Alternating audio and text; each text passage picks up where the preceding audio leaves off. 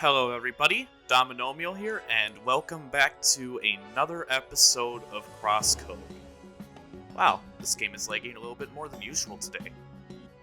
Huh, that's neat. Last episode, we climbed up the Bergen Trail, killed some bunnies, hunted down some snowmen so that we could get some frosted carrots. This episode, this will probably be the last episode completely dedicated to Bergen Trail, as this episode we're going to we're just going to finish up the legendary bunny side quest, and to do that we need to hunt down snowmen. These assholes over here. It's not even the first minute. Whatever, it's snowing. I'm not getting paid for this anyway. YouTube, what, is YouTube going to blacklist me or something? Whatever. Whoa, whoa, whoa.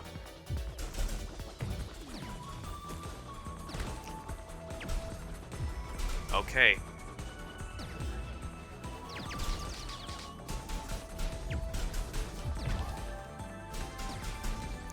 Please, I just want to get rid of these snowmen.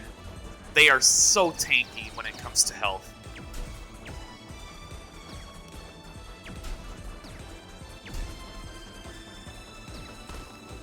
No. Ooh, I need a sandwich. Oh, come on, don't just shoot me like that. Okay, come on, just let me kill you, snowman. And I got the carrot. That's all I need. I got the carrot. That is all I need. Now I just need to get 2 more.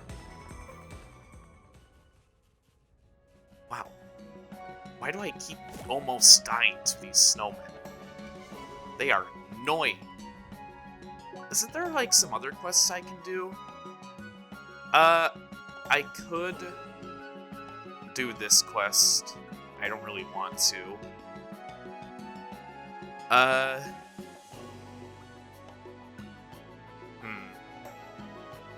I should probably have these quests selected or favorited or whatever, because I'm almost done with the collecting one. I need to find a data probe, and I need to find all the landmarks. Honestly, that isn't so bad. It'll also give me more experience if I can complete this quest. So yeah, let's do that. I don't even need to do these quests anymore because I'm too high leveled. So yeah, let's just get the last 2 frosted carrots. Oh hey, more of these Chimera Elks. Huh, it's like Mother 3. No, but seriously, those designs for those elks with like the half metallic bodies, it very much reminds me of Mother 3, which I haven't finished Mother 3 personally. I've played it through methods. I played the game, and it is very good. It is a very good game. It definitely fixes a lot of the issues that I had with Earthbound. Because Earthbound is kind of a product of its time. Now, excuse my very contrarian minority opinion here, but I don't think Earthbound is that good of a game. Whoa, shocker, right? Okay, I think Earthbound is a bad game with really good moments. Because Earthbound, a lot of the mechanics in that game just aged really poorly. Like the limited inventory. The limited inventory in Earthbound is probably my biggest gripe, just straight up with the game. I hate the limited inventory in Earthbound. Because not only do you have limited item space, like 16 items or so, But your key items aren't even separated into a different menu. You're stuck with all the key items that you collect through the adventure in your inventory, and also you can't stack items. Every single item takes up its own slot in the inventory, and also,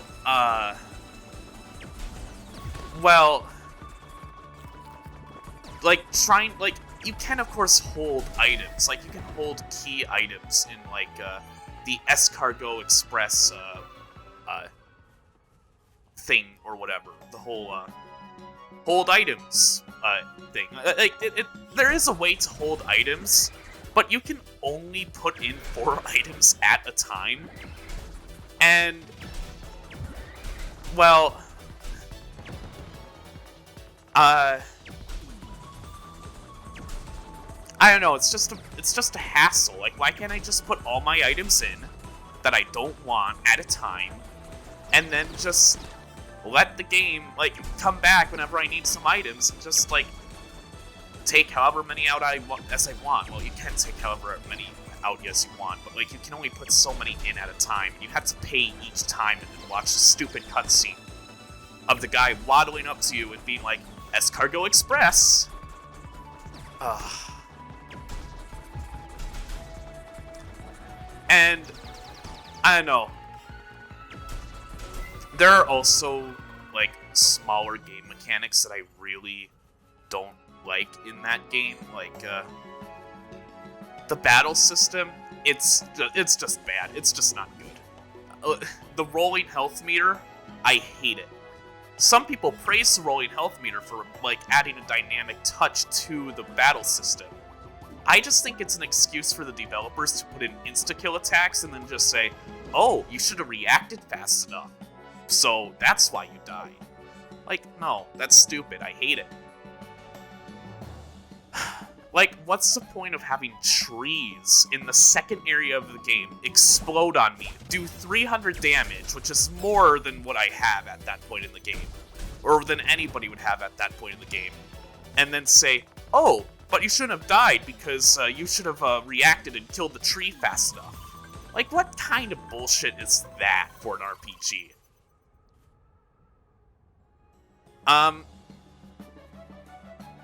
Huh. Yeah. Here I go, rambling on about Earthbound and why I don't really like it too much. But even if I don't like the battle system of Earthbound, and even if I find the inventory management to be, very terrible and, the worst part of the game. Also, the dungeons in the game, terrible. The dungeons in the game are completely terrible. And also, it's just, room after room of enemies that, the enemy placement feels kind of unfair. You can see the enemies in that game. There aren't random encounters, but,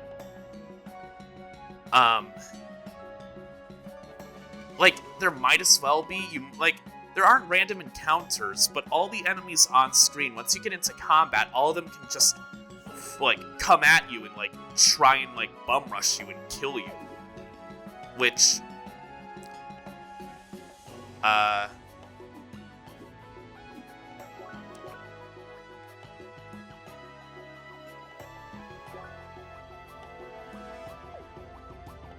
do I need to return to Jean and Bergen Trail again? Okay.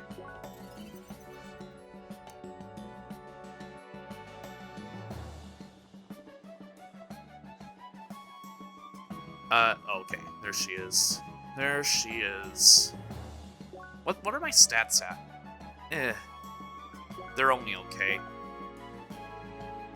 I kinda wanna...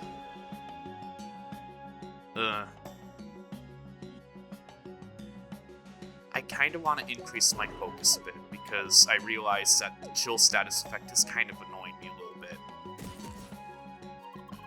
You're back, and just in time, too. I found a capture device. Whoa. Yeah, it was super expensive, but it's totally worth it. Did you get the frosted carrots? Very nice. Okay. You have to bring frosted carrots to the Windy Climb and Burgett Trail. Okay.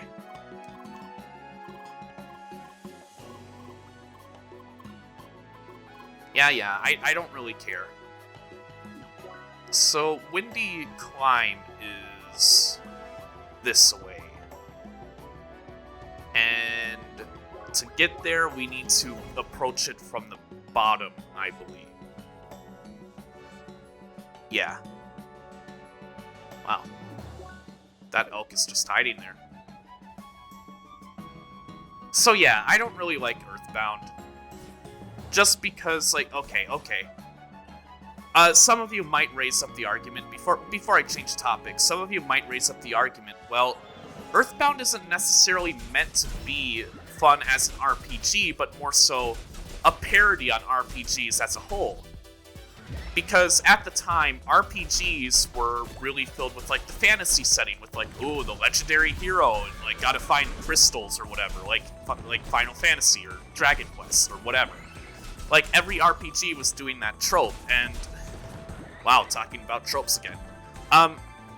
Every RPG was doing that, and at the time, Earthbound was making a parody of that where you don't play as some kind of hero or whatever, you just play as a kid in some urban city. Like, fair enough. I'll give them that. That is really unexpected. Really unexpected. Am I supposed to approach it from the south? How am I supposed to get up to the Windy Climb?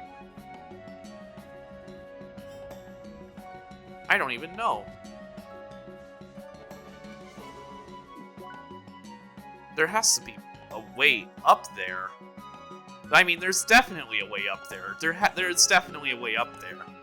I'm just, not thinking properly.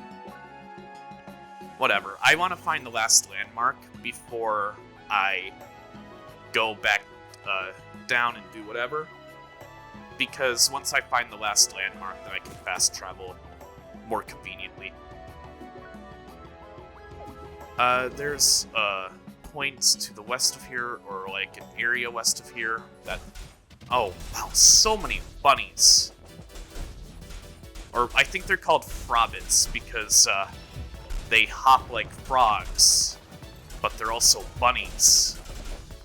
I mean, bunnies hop anyway, so they could just be bunnies, but whatever, who cares?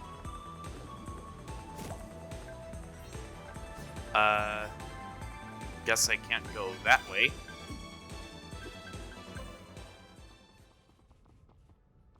But yeah, Earthbound is supposed to be a parody on RPGs at the time.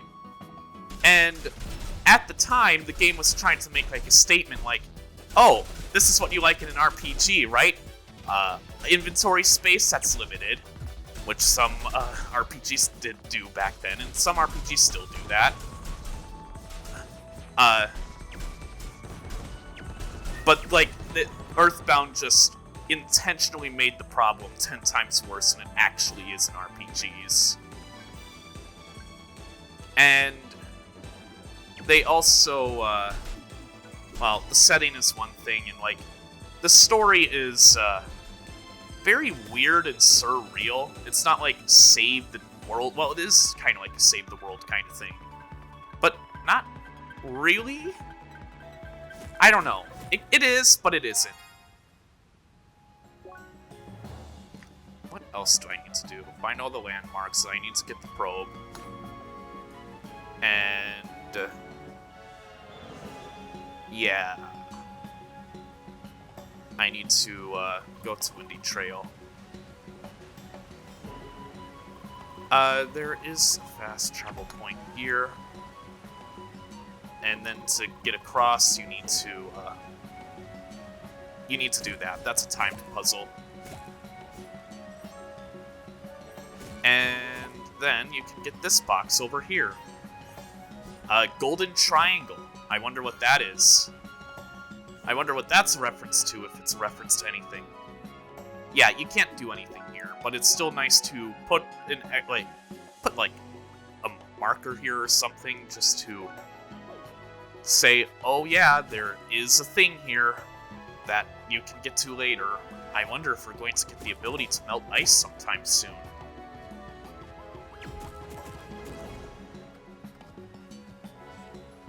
But yeah, like, Earthbound is a parody, and it parodies RPGs, where some of its game mechanics are intentionally bad just for the sake of proving a point. But I guess playing that game in... When was when I played that RPG? Like 2015 or something on the Wii U Virtual Console? I guess playing Earthbound in 2015, like, kinda didn't allow me to appreciate the parody it was going for, because I saw it as a game rather than, like, a complete satire on what it was. Because that's what Earthbound is. It isn't a good game. It's a satire of good games. But it has really cool moments. And, like, it has some pretty likable characters, like the Runaway Five. And, well, the party members aren't really... You don't really care about the party members too much in that game, but it's still interesting to play nonetheless. Like, Earthbound, even though I don't like it personally, I would still recommend playing that game at least, like, once in your life, if you haven't. Because it's just really interesting. It's really weird and surreal. And even if, like, most of the game mechanics are dated, intentionally so, even for, like, back in its time, it's still worth checking out, I feel. I just don't consider it a good game. Mother 3 is when they actually take the mechanics of Earthbound, polish them up, like, I don't know, having a separate space for key items and also expanding inventory space to be much less annoying, but still kind of annoying nonetheless. And they actually do something with it, rather than just being this surreal, bizarre experience that, like, didn't really age well. Mother 3 actually... It's, like, compared to Earthbound, it's, like, actually really good. It's much better than Earthbound. Like, if you're looking to play, the Mother series for a good game rather than, like, a weird experience, Mother 3 is the only game in that series I would be able to recommend as, like, actually legitimately good.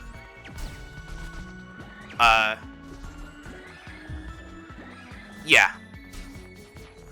And that's, like, pretty high praise, because, like, I didn't even finish Mother 3. I have not finished Mother 3.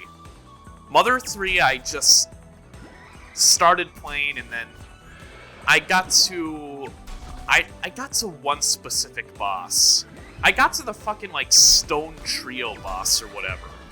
And then I was like, no, this game is, like, getting way too hard now with, like, everything. And I was kind of annoyed at the battle system. The battle system in Mother 3 is still kind of annoying, because while it isn't as loaded to the brim with insta-kill attacks as Earthbound is, like, it introduces a new, like, rhythm mechanic, which is cool on paper, but I, for the life of me, can't do it for some reason. And it is highly incentivized that you master using that kind of, like, combat technique, because if you don't know how to do it, you're going to miss out on doing, like, double damage on every one of your attacks. And, since, like, it's not like I have, like, bad rhythm. Like, I have a fair enough sense of rhythm. Don't get me wrong there. I mean, I am a musician after all. I play the cello, and I used to play the piano. I kind of stopped taking lessons and practicing, but I know how to play the piano.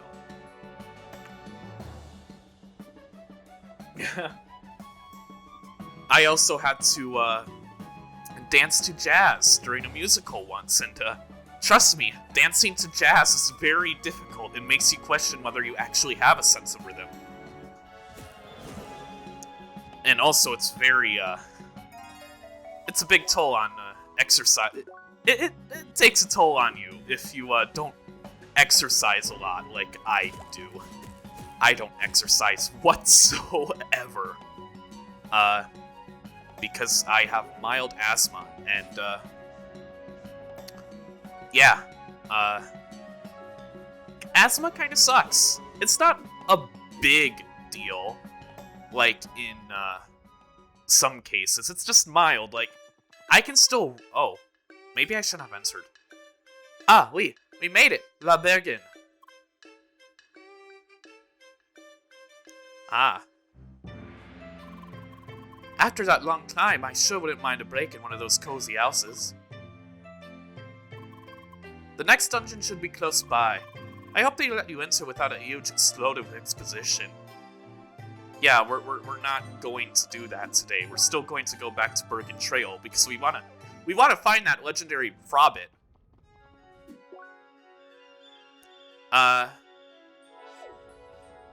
No, but yeah.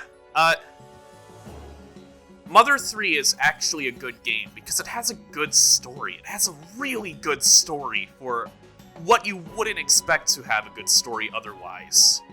And I know it's kind of been spoiled to death at this point because of, like, YouTubers, like, reviewing the game and recommending it, or just because some people like spoiling things and ruining things for other people. So when I went into the game, I kind of knew how the game itself ended. But even then, like, I still liked the experience. Mother 3? Oh, for a very bright, colorful game, it is really dark. It is really dark. It's darker than, like, some of, like, the games that I played that are intentionally trying to be really dark. Because, okay, if you're trying to make a dark game, any potential indie devs listening to this, take note, because, I may not be a game dev or, like, some kind of writer or creator, but I do know that I know how stories work, and I know how, like, general themes work and all that. If you want to create a game that's really dark, you need to not make it very obvious.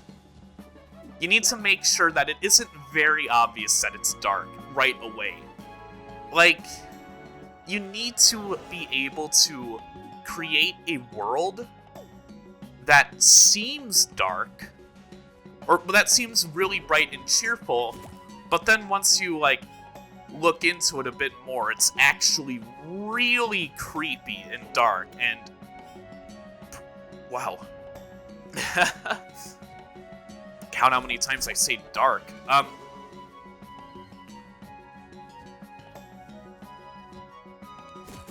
No, but, like, if you want to make a game dark, don't try too hard to make it apparently dark, unless that's kind of, like, the mood you want to go for.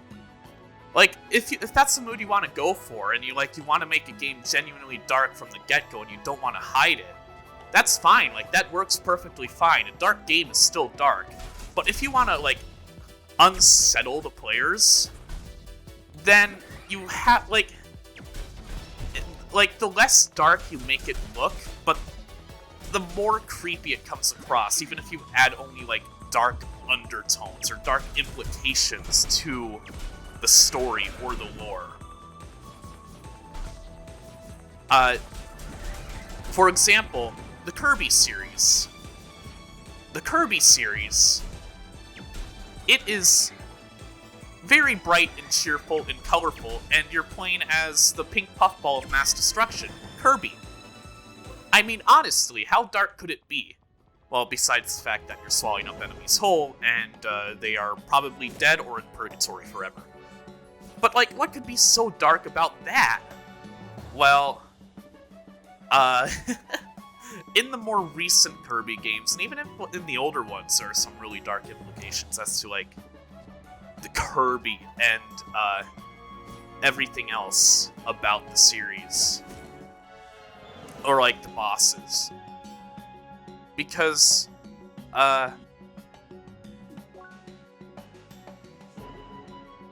think I need to approach this from south.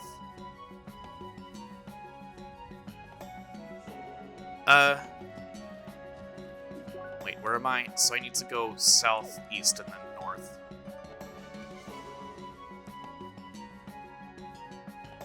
But in the modern Kirby games, the modern, like, trilogy, or, well, trilogy of sorts.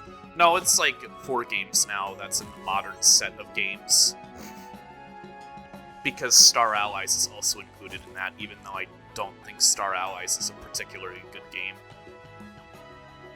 But in the modern Kirby games, they added a feature that, well, in the pause menu, they added lore to the bosses if you pause in a boss fight. And if you pause during some of the late game boss fights in modern Kirby games, you'll get really interesting tidbits of lore that you wouldn't otherwise see or know about. Like,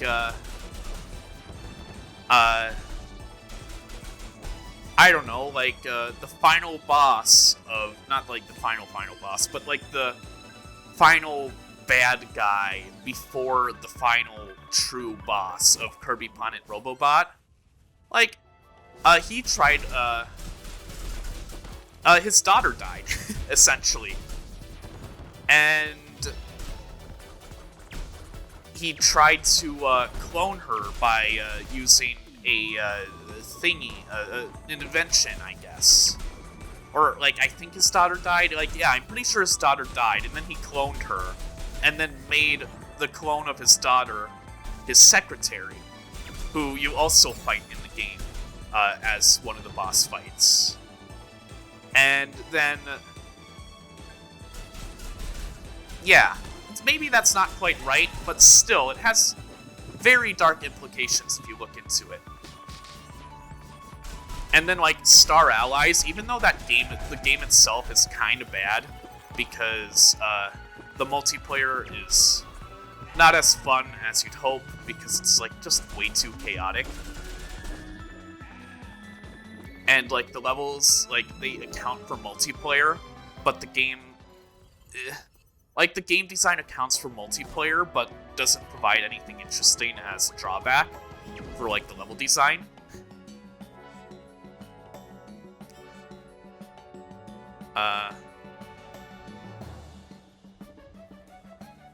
I think this is the way I'm supposed to go. I hope. I hope this is the way I'm supposed to go. Well, that's that way. I don't need to go that way. I think I need to jump down here.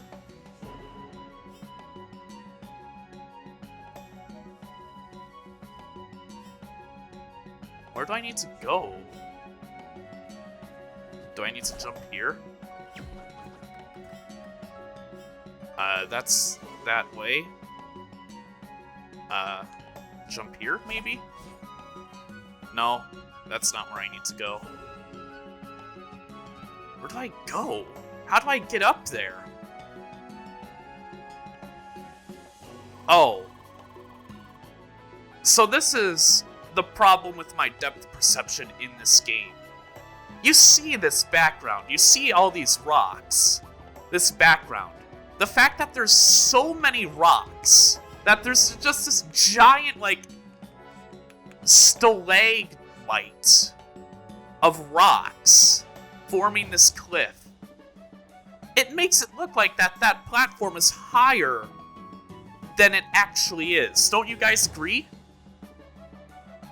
Depth perception. Am I right? I also remember having trouble getting up here in my first playthrough, and now that I remember that's fake depth perception. Fake depth. Now I'm really infuriated that I didn't remember that. Whatever. We're still going to finish off this legendary bunny and catch it in this episode. But yeah, basically, the whole point of what I was saying is things usually feel darker and more unsettling if you have a bright, colorful game with, like, darker undertones and try and, like, hide it a little bit, rather than if you're just overtly dark. Because if you're being overtly dark in a story, like, it might be an interesting story, but people will also accuse you of, like, maybe being a bit edgy or whatever. And, I mean, of course, there are edgelords inside all of us. All of us like a little bit of edge here and there. Or maybe, I don't know. I like a little bit of edge here and there once in a while because, it can just be kind of fun or stupid, or maybe like an actually genuinely good dark plot. I don't know. I sometimes like depressing stories because, not everything ends happily in the world. That is the truth. Yeah. Okay. But yeah. So if you're creating a story of some kind, and you want to make it dark, don't try and make it be as dark as you want it to be. Hold back on some of the darkness if you want to make it overtly dark, and hide, like, the dark aspects of it a little bit behind, like, more, like, colorful images. That way, people will see how dark it can be if they look into it enough, and they're like, wait, like, what? I don't know.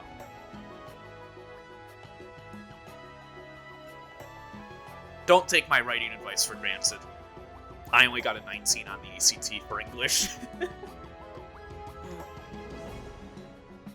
Looks like you found the place where this legendary bunny is. Be careful, who knows how strong this enemy is. So, what do you want to do?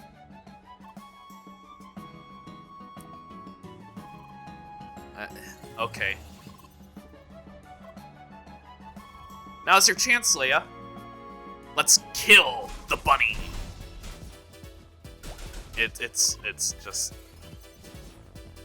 Hello. You are now dead. You are now dead.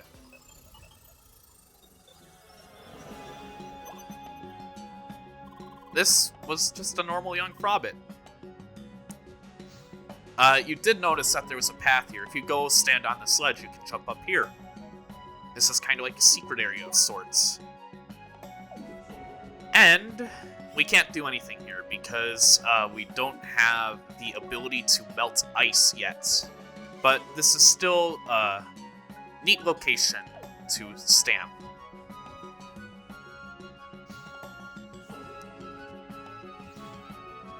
And before we leave for good, smack this switch real quickly just so you can get back up here quickly. Without having to do that whole depth perception shenanigans or whatever.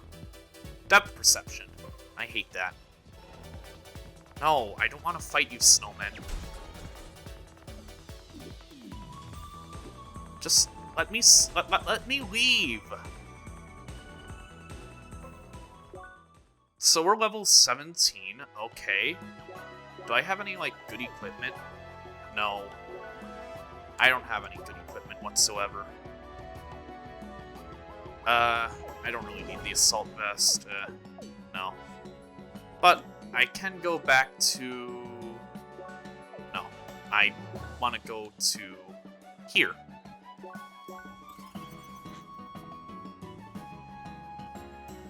And talk to this NPC up here. We finished your side quest. Hey, Leia. Hi. Wow, you seem exhausted. Wait, does that mean you captured it? I love that face. I love the smug Leia face. I don't do streaming on YouTube or Twitch or anything like that, but if I did do streaming, that would be the first emote I make. Smug Leia. Oh my gosh, really? I bet it was super hard to beat, right? Thanks so much, Leia. Can I have it? Wow, kinda looks like a normal young Frobbit, don't you think? I thought it would have dark red eyes and bloody fur or something. Well, what matters is that we captured it, right? Alright, you did it. Again, thank you so much. I have to log off and show this to my friends, they won't believe it. a live legendary monster in my inventory. Super awesome. Here, take this as a reward. Bye, Leia. Hope to speak to you soon. 150 EXP, 1,000 credits. That quest isn't really worth it. But, I mean, it gets you to explore the area and figure out that, hey, your depth perception sucks in this game. So, yeah. Well, this is this episode of CrossCode. Next episode, we have to find the data probe. I don't even know where that is. I didn't even find that in my first playthrough, so that'll be interesting. But, in the next episode, well, we'll probably find the data probe, maybe. And we'll also go to Bergen Village, for real this time. So, see you then. Bye!